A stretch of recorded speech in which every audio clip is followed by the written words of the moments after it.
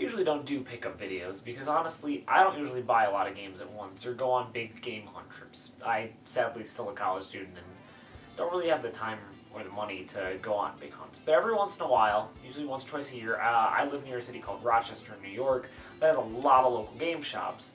And I will usually swing by all of them all at once to, kind of with a lot of money and just buy whatever I find interesting, whatever I'm looking for, whatever just pops out to me. So I'm doing this video just to kind of showcase what interests me and, anything cool, because I got a lot of actually cool stuff in this particular gamut of things. Anyways, I'm going to talk about a couple of Dreamcast games I got first, because they're both cool for different reasons. First of all, I got a copy of Mr. Driller Complete. Mr. Driller is a great puzzle game that Namco made. I've always liked it. It's always one of my favorite puzzle games. When there's a service called GameTap that, if you've never heard of, was kind of really cool when they first made it, and then kind of got crappy after like a year or two. I got to play a lot of that on my computer, and I got into that game from here. I've always wanted a Dreamcast copy, and the price was right, so I finally got a hold of one of these. The other game is a little more sentimental, which is Buzz Lightyear of Star Command, which is based on the animated series they made later on after the first two Toy Story movies.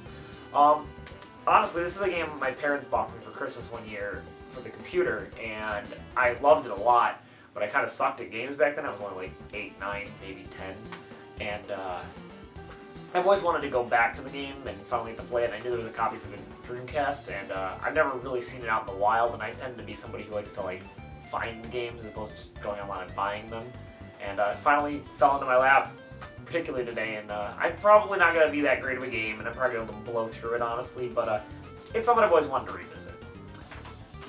Far as Sega Saturn games are concerned, I actually got a couple good pickups. This is Skeleton Warriors, which is actually only got for $10, which isn't too bad, evidently, according to the internet. I actually got a little bit of time to play this before I made this video, and it looks and sounds really impressive. The game has a really smooth frame rate, it has a lot of enemies and a lot of things going on. When you kill an enemy, the skeleton explodes into a lot of piles of bones.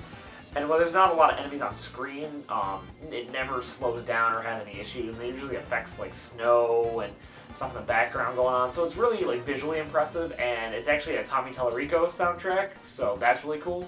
And this is actually one of Neversoft's earliest games. I don't know if it's their first, so I don't want to make that claim in this particular case, but the game gets really repetitive really quick, to be completely honest. But it's not bad. You could definitely do worse. I've played worse for sure.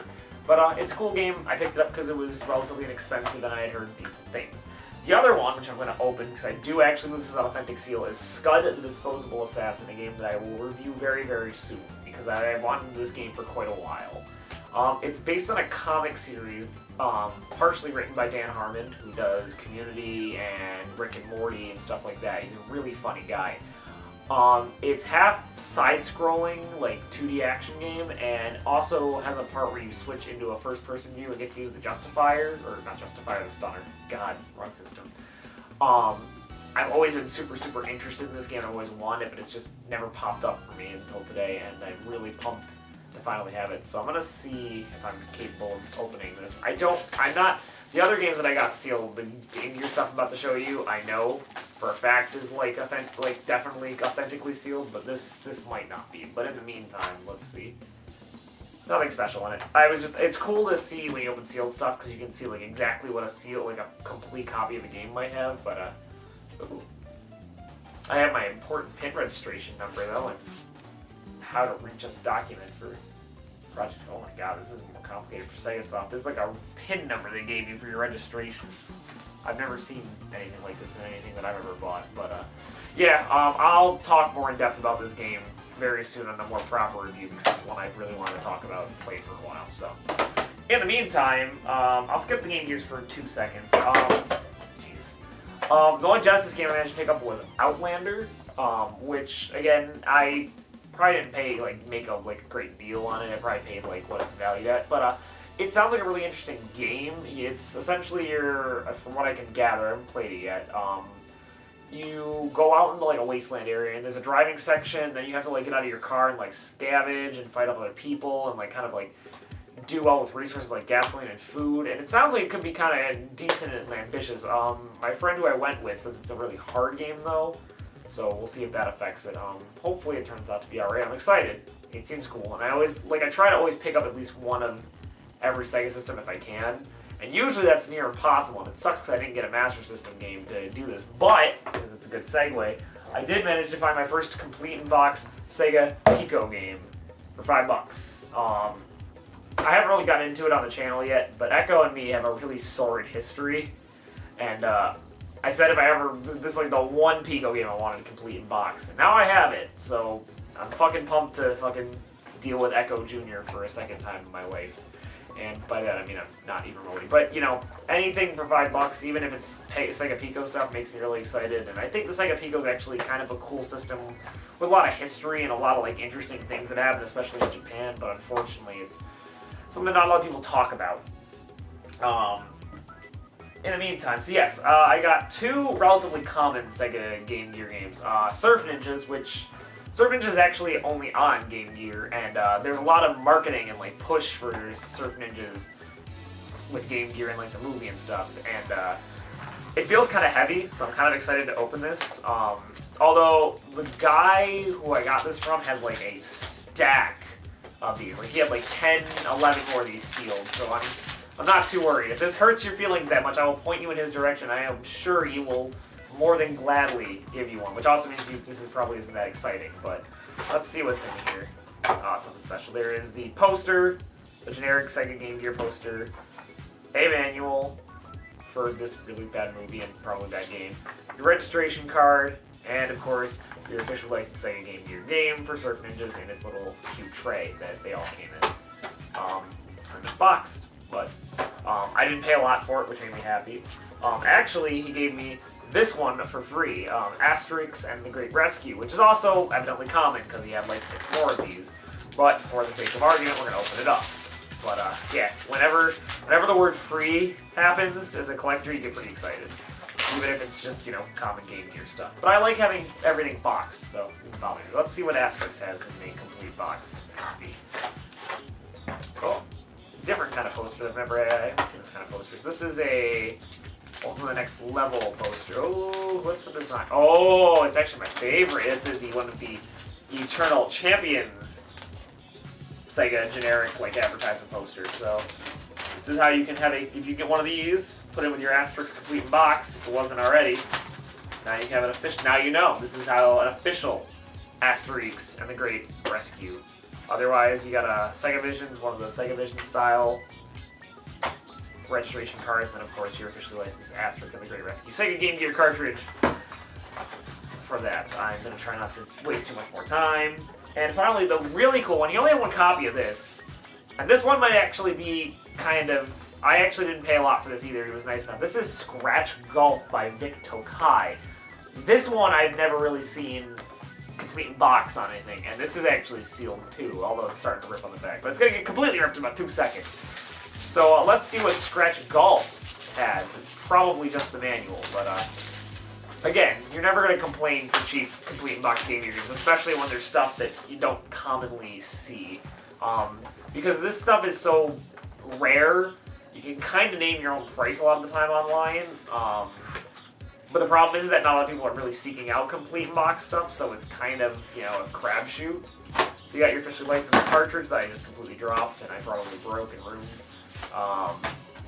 And it looks like just the manual, so nothing special.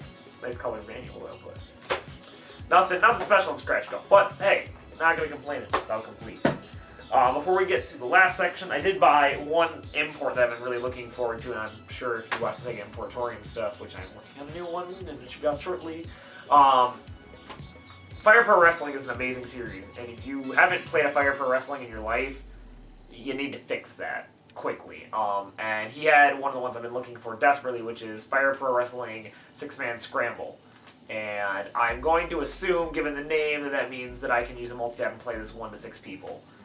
So hopefully I will get a chance to try that, and I will get to film something about this in the near future. But in the meantime, awesome cheap imports. I love Sega Saturn imports because they're cheap and really, really good games usually. So very excited to find this one finally and just not have to go seeking it out. I also managed to knock a number of Sega CD games off my list for relatively good prices. I got a bunch of the sports games for really cheap. These are all $2.99, so I'm never going to complain about that. World Cup 94, which is probably the best of the three I got. And crazily enough, the Scorpions. So, like, Rock You Like a Hurricane Scorpions did music for this, which I couldn't tell you why, but here they are. But I'm pretty pumped about having any of this stuff. It's great to get it like kind of checked off and dealt with and buy in bulk. Links, which I probably need to play once, and my phone's gonna go off, but that's all right. And Sunday Night NFL Football. It's common stuff. It's sports stuff. It's not a big deal, but having less than like 40 games to go on the Sega CD, like it's good to getting this stuff out of the way. The two cool ones I got, it was in, not like super like great deal, but I've been wanting it for a while, so I was willing to pony it up. Lawnmower Man, which has one of the scariest images on any fucking known goddamn game cover I've ever seen. Like, one of the reasons I want to talk about this game is because I really wanted to play it because it terrified the shit out of me as a child. Specifically the Genesis version is what I ended up playing, because I didn't have a Sega CD at the time when I was younger, but I didn't realize that this Sega CD version is actually completely different from the Genesis version, so I'm very excited to see if like maybe this one's not complete trash, but still terrifying. That is still a fucking terrifying cover art, so that's nightmare fuel for your kids if you self-employing. But the biggest one I got, and I'm not going to say the price or anything like that, but it's one that I've been desperately seeking out, is one of the holy grails of a Sega CD collection, Space Adventure Cobra, or Space Adventure as it's called here. It's based on the 90s movie adaptation of a very popular anime and manga series called Space Adventure Cobra in Japan. It does play very similarly to another very popular holy grail game for the Sega CD, Snatcher, to some degree. It is like a visual novel style game, so if you're not it's very story driven, so if you're not into that, it's not going to really do much, and you'd probably be paying way more money than you'd ever want to pay for a video game to begin with.